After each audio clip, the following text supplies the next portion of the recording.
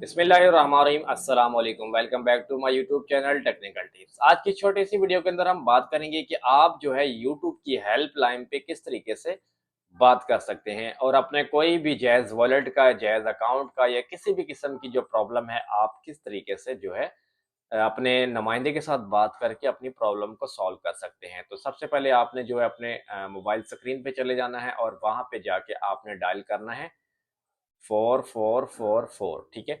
तो 4444 आपने जो है डायल करना है। डायल करने के बाद जो है आप यहाँ से कॉल कर सकते हैं।